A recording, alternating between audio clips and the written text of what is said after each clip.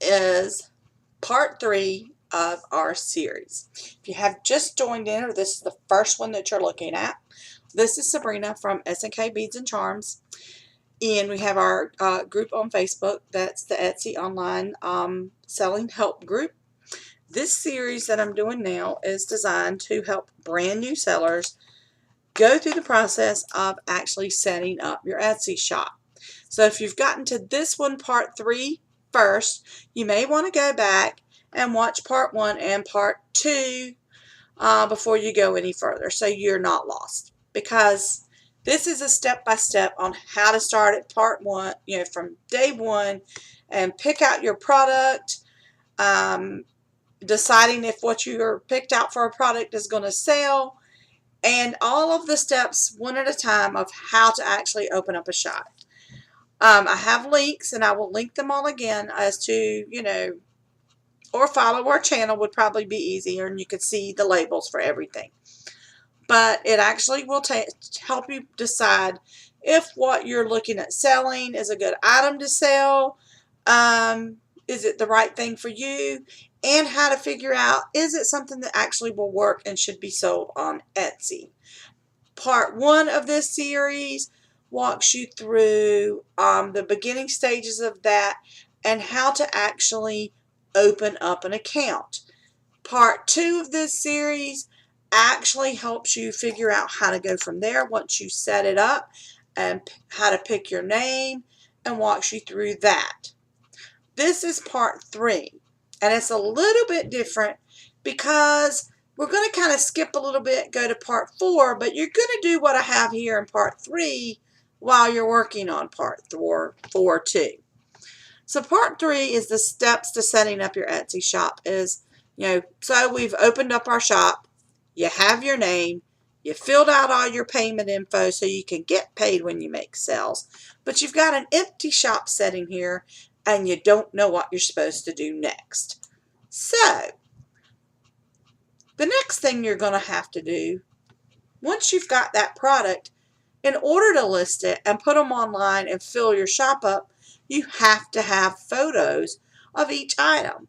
Whether you're selling vintage items, things that are ready made, if you make jewelry and you have products that you've made ahead of time, like silversmith jewelry or clothing items, and they're ready to ship items, you have them sitting there in stock in your house, ready to go.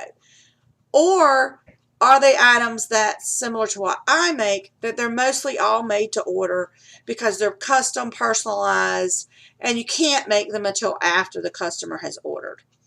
Either way, you have to have great photos. Good photos are what make the sale. Customers shop by looking at the pictures. They don't really read the description as much, although that is extremely important. But we are all visual shoppers. If we like the way something looks, we're more likely to buy it. So you don't want to have photos that are dark or at a bad angle where half of the product is cut off. All of those kinds of things are a big turnoff. Think about it like this. If you were the customer shopping and looking, what kinds of things would you look at that would make you want to buy the item? And what kinds of things would make you go, "Ugh, I'm not going there. These photos are terrible. I can't even tell what I'm looking at." So that's your first thing. You can make good pictures. Some people take with their camera and use the editing software on their phone. Some people have like an actual camera and edit on their computer. However you like to do it is completely up to you. It's your preference. But you need to figure out how to get the best photo you can based on the item you're going to sell. A lot of jewelry items do better if they are taken outside in natural lighting or in a light box. You can look up on YouTube how to build a light box, or you can purchase these online. But basically, it's a white box so that you can set your item, and they work for other things besides jewelry, but you set your item in the box, and you have lighting set up, and take the photo from in the box to get the best lighting to make the proper pictures so they look the best. or some certain things are bigger and they won't fit in a light box, so they really need to be taken outside, or you kind of have to work on that so you get your photos the best. If it's a made to order item, what you're going to do is have a sample of it, since it's not the actual item you're going to ship. And when you do your description, you're going to make sure the customer knows it is a made to order item. This is a sample of what it will look similar to, but no two items are exactly alike since they are custom made to order. And you're going to put that in your description, which is something we'll get to a little bit later when we're learning how to fill out all of your sections of doing an actual product listing. The next step that you have to go along with the pictures is the titles. Titles are the hardest part of getting going on Etsy and any other website for that matter. The title is what gets your product in front of a customer. So the wording that you use in that title is super duper important. So yeah, this is the hard part, and it's time you're going to actually have to get to work. So the first thing you've got to learn about doing titles is SEO. What is it? Search engine optimization. Basically, that's how the wording, the photos, the description, how everything about your shop set up helps to get you seen the best you possibly can be in the searches. When the search engines search the internet to find your items. So that's what you're looking at.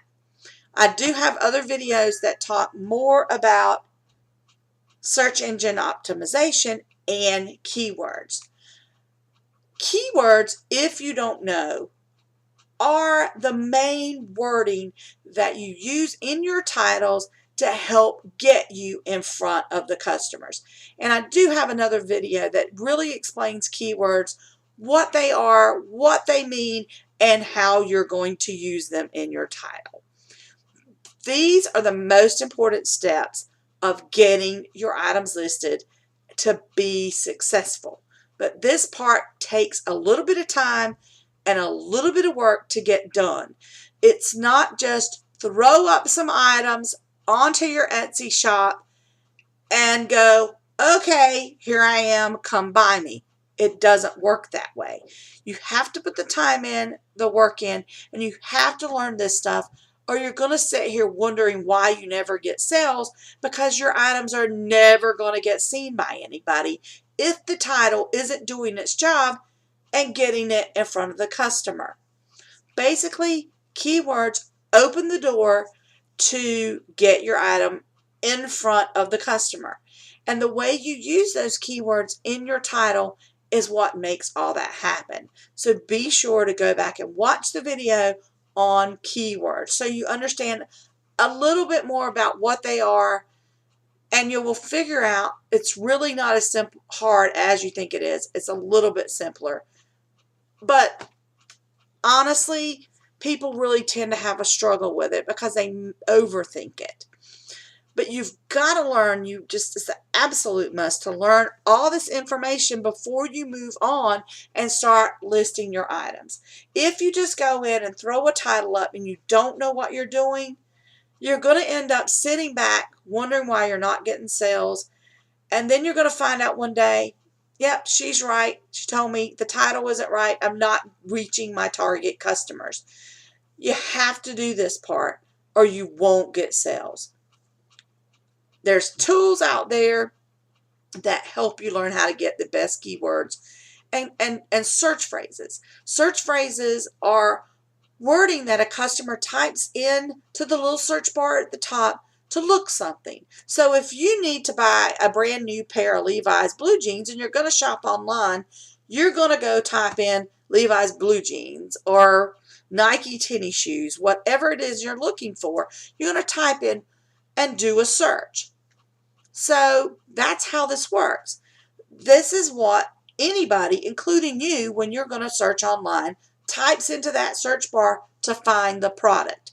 So as a seller, we have to learn how to figure out what wording a customer might use to find our product so it gets in front of them. Erank on erank.com is a great tool for learning how to pick good keywords. There's a Facebook group that he runs that helps with this, but I don't work for Anthony. I have, disclaimer here, I get nothing for promoting him. I just really like his site, and I feel like it is a really good helping tool to teach you what's good search phrases, what are good keywords to use in your title and your tags. And my other video explains the difference between titles and tags too, so you really don't want to miss it. And it's going to take a lot of time to do this.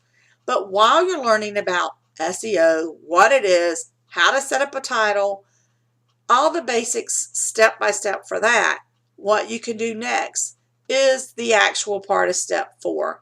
That's something you can do kind of in your taking your break of your head back to bust learning CEO and titles and keywords. Here's what you can do in between that. Step 4, oops, gotta sell, sorry. On step 4 is going to be the basic setups for the shop of how you will be ready to list your item after you get those good titles. Titles take time to work on, so this is a good break option. And we're going to go more on what's next in the next video, as far as how to set up your main page, doing a banner, how to fill out your About Me information, all of your other things like your shipping times, information on returns, all of that kind of stuff that customers need to know before they buy for you has to be filled out by you. It's not automatically filled in. So you have to fill out all of that stuff yourself that's on that main search page of your shop. And we're going to get to that next in our next video.